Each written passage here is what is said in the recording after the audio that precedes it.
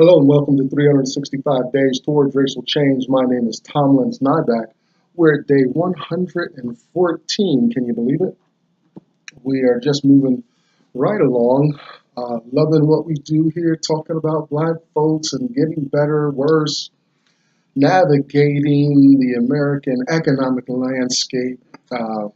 Primarily, there are moral issues in the past, history, a lot of things, a lot of aspects of the year-long argument, but I'm just enjoying this. It's relieving pressure. It's catharsis. It's a lot of things for me here. Two thoughts emerge as we get into standard introduction. Two thoughts emerge here. If you've stuck around for a while, you hear me. I want to beat this into your head of my thinking. His first thought has two parts. First part is, does the slave mind still prevail and continue among black folks in America? Is it being passed on from generation to generation? Intuitive? Is it happening? Is it an environmental problem? Is it happening through racism and all the isms that prevail in this free nation? Okay. The other side of that coin, the second vein is, does the white mind, the privilege, entitlement, expectation of favor continue on from environmentalism, racism, history, slavery, all these things combined? Is there a white geist, a prevailing thought among white folks that just evolves and just perpetuates itself, to keep them on top? You stick around, you'll know my answers, but I want you to think for yourself. Do your own critical thinking. Now, the second thought is, as my burden for black folks to have financial literacy, to come on board and understand how the American dollar works, understand central banking and its connection to all the nations that we call friends. And for the most part, the nations that we have a lot of issues with, there's a connection between how their monetary systems work. And it's an interesting coincidence that the monetary systems and banking are different in North Korea, Iran, Russia, Afghanistan. You got to have a military presence there to make things work. Iran, so the Iraq. You've got to have some might behind it, for things to work. I think towards the end of the year, I'll get more into the specifics of economics. When I take some classes, I'm increasing my financial literacy. What is disposable income? What groups are antagonistic to black folks and engage in economic warfare and oppression against us? Understanding money, not just understanding assets and liabilities, not just spending our money, but being conscious of it. Because China, for instance, has flooded this consumer nation with its products. Now, when I say its products, I mean they make it. It may be American brands, but that stuff is shipped from China. I know because I'm still a blue-collar worker, and I handle the logistics of large parcels of Chinese-made products. It's American brands, no doubt, but they're coming from China. They're not being made here. We've known that for a long time, but it's a crisis that we Americans in general are not aware of. I see it every time I go to work. So that's going on. I'm inspired by a man named Dr. Claude Anderson. I got 3 of his books. He's all over YouTube. He's easy to find. I want you to get these books, please, so you know what I'm talking about. A Black History Reader, 101 Questions You Never Thought to Ask. Black Labor, White Wealth, The Search for Power and Economic Justice, and Dr. Anderson's National Plan to Empower Black America, Powernomics. You can find Dr. Anderson at powernomics.com, and also the Heritage Institute. I think it's a physical space now in Washington, D.C. Behind me, you see a hashtag us too, kind of reaction to hashtag Me Too movement. You find Black women, people of color more here discussing, getting support for one another. Check out Black Enough, Blagggenuf, a kind of a Black Facebook. And if you found me here on YouTube, you're already literate informationally. I just got done with Robert Kiyosaki's book on investing. He's what a. I loved reading his works. I read 2 of his works already. I'll probably get more, but after I get done this big stack of stuff over here. But oh boy, he's such a personable guy. It's too bad he's probably surrounded by rings and rings of sycophants and all that. So he's probably a hard guy to reach. But I hope I can meet him. Also, Dr. Anderson someday. Anyway, I just finished one of his books on investing, and he talks about the agrarian age, the industrial age. Now we're in the information age. Interesting things happen economically, and how people relate to one another in each age. My parents came out of kind of the successful tale of the industrial age. And it's kind of sad because their way of life was obsolete. It worked for them, carried them into old age, but it spit their children out into the information age, and it's a whole different dynamic out here. So I'm finally getting, thanks to Robert's books, I'm getting my head finally around some things that just have been gnawing at me that I couldn't get with. The same with Dr. Anderson. Language is so important. I harp on financial literacy because we don't, whatever we're aspiring for, especially economically, we don't. Well, it's challenging to rise to the levels we want to go if we don't know the language of that space. It's not just saving money that's going. If we want to be rich and wealthy and penetrate certain layers of America's economic atmosphere, then we've got to, and engage in some science, and there's a language to money and all that. I don't play music much anymore, but I understand there's a vocabulary to making good music. In my opinion, it's very subjective, but I learned the language of music, and now I can write music. I can see relationships. I can manipulate that audio space much more effectively now that I understand how things work and come together and what's going on and why things sounded good. My creativity in music has elevated. Same thing with music, anything, right? I'm not letting some goofball off the street start operating on my liver. Okay,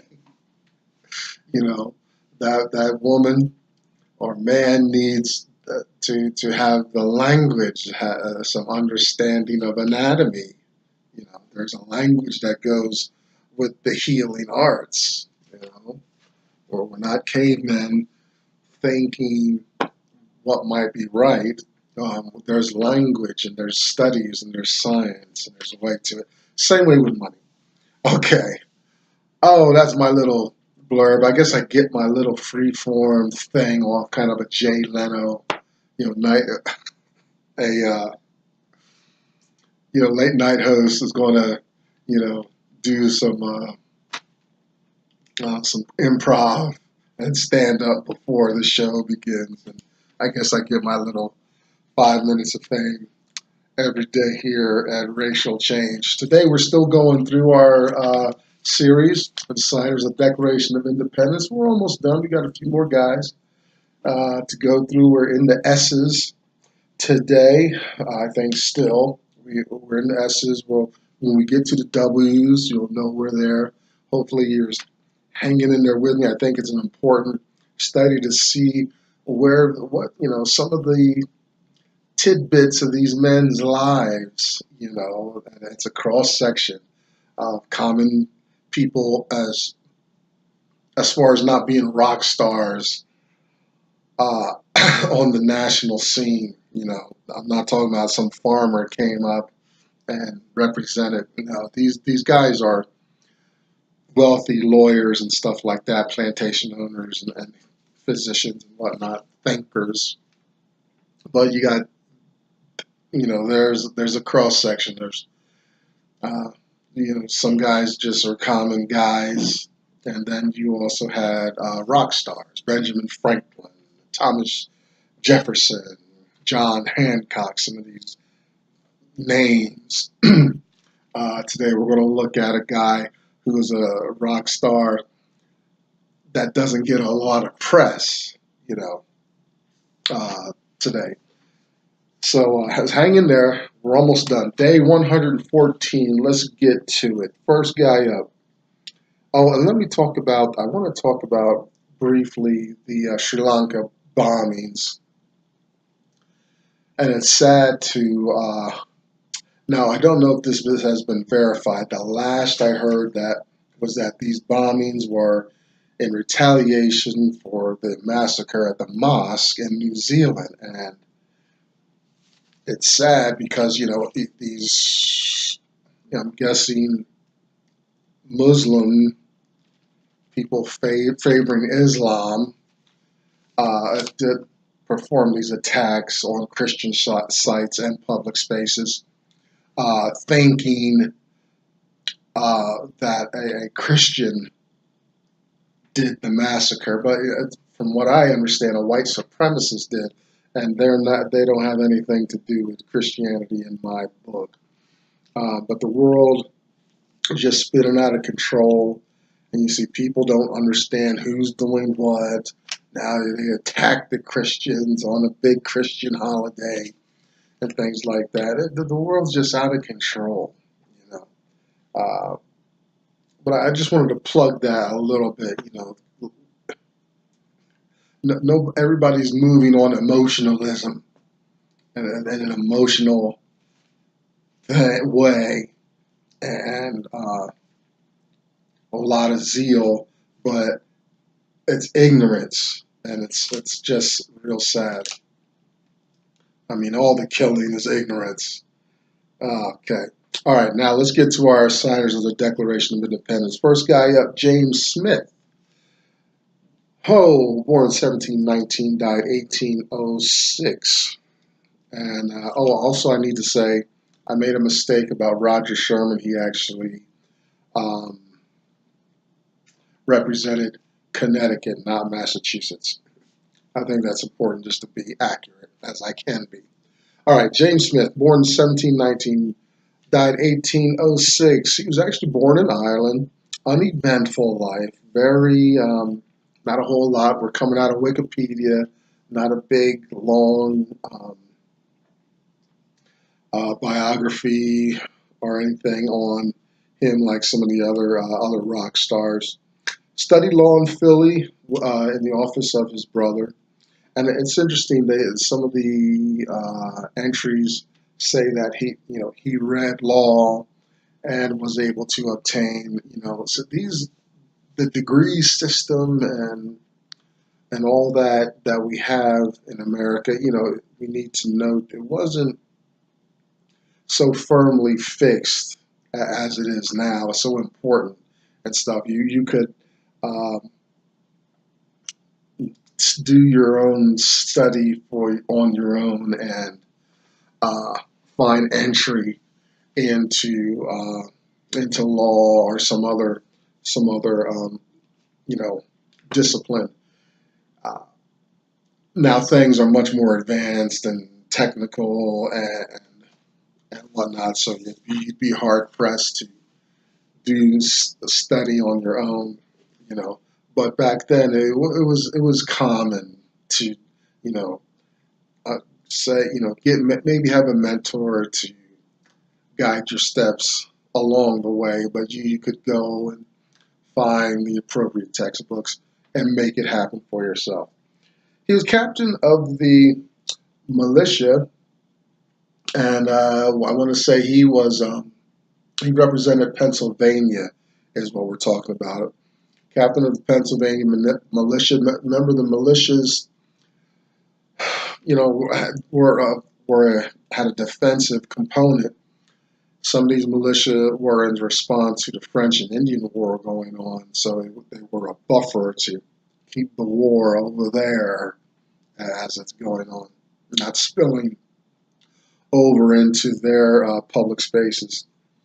Um, he was voted into, he just rose up the ranks uh, from his learning, his law practice, whatever contacts and networking he was doing with his brother, and rose up the ranks, voted to go to the conventions. Presbyterian, not a whole lot of slave um, mention in his life. Yeah, I guess he's up north to begin with, but he was busy enough. It was not a whole lot of slave issues. Although remember all the colonies were slavery. First, the North kind of let go of that institution and system. The South held on much longer, and he signed the Declaration of Independence there at the Second Continental Congress as the will of the people of Pennsylvania there. These guys, they had a high profile. They rose up the ranks, so it's not surprising. Um,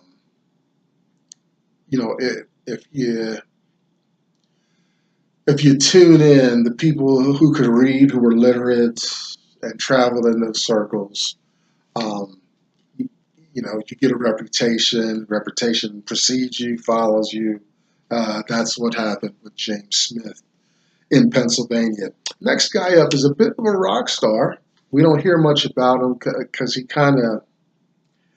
hit a peak in his life, but things kind of went south and sour for him. Let's check in on this representative from New Jersey. His name's Richard Stockton, born 1730, died 1806.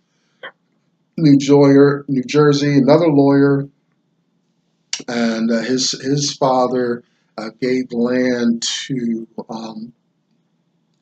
gave some of the land on which Princeton University now sits. So Princeton University actually used to be located a little further north. It was called the College of New Jersey, I believe it was.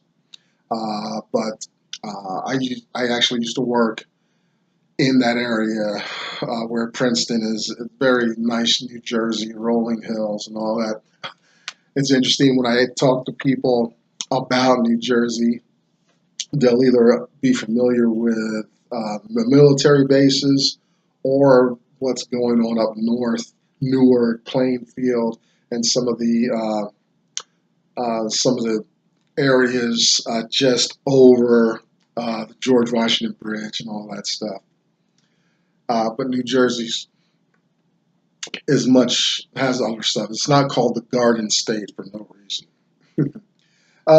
Richard Stockton earned what's called the Sergeant at Law degree. It was the highest law degree you could get in those times. And not only that, but like I said, he was a rock star. He kind of hit a peak and trailed off. He was a friend of George Washington. Um, he was actually a reluctant public service. I probably an introvert guy. Just okay, I got this. Let me just be alone. But maybe he was just likable. Um, Friends of his may have been charismatic. I don't know about George Washington, but maybe he was. George may have been a little charismatic. So, if you're hanging out with him, it's by association. There's an expectation there. Give him the rock star status because he went abroad, Ireland, England, European areas, and he met with dukes and nobles and all these high, spent times on estates and all this stuff, big fanfare. And it might have been uh, the reason for his downfall a little later, might have engendered some jealousy because Stockton here, not only that, he had land here in New Jersey. Like we said, his father donated land to build Princeton University. But initially he had loyalist ties to move in those circles in the hierarchy of European nations and stuff like that. He probably had easily recognizable loyalist dealings, feelings, sentiments. So he's one of these other guys we find kind of on the fence until they make that decision to go ahead as the will of the people and sign the Declaration of Independence. But apparently, the story goes, the loyalist kind of in his circles, when he came back to the States, there was war and all this is going on.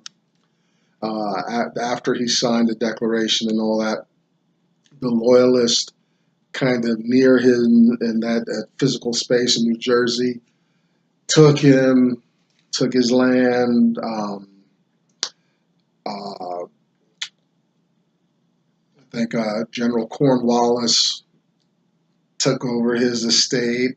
They burned his library, and that had to hurt him pretty badly. I know if you want to jam me up, you take my computer, but so much is in the cloud.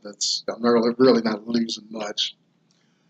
Take my books, and you cripple me bad. If I can't read, oh, I'm in a world of hurt. So apparently he had a lavish library, and they burned the books. I mean, like back in Alexander the Great's day, apparently he had a great library, and somehow that got burned up. So Nazi Germany burned all the books. Oh my goodness!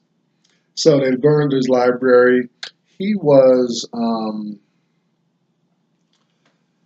uh, and he was treated harshly. The British, he was given over to the British. The British took him up north, and apparently he suffered from exposure. He was sickly, and often I think we read with some of these guys that were captured, their captivity ruins their health. It's not the Holiday Inn experience. It's not a room. There are like some of the movies may portray a level of civility. No, they left them to exposure. Some of these men. We met a guy. His wife was captured, and she was not treated well, and it led to ruinous health. So the experience was an extreme tax on his body, physically and it lasted and it was it hastened uh, his demise, his death. Presbyterian, again, not a whole lot of slavery. We just say he abstained from slavery. Not sure what I put in the brief notes specifically about that. And he got letters.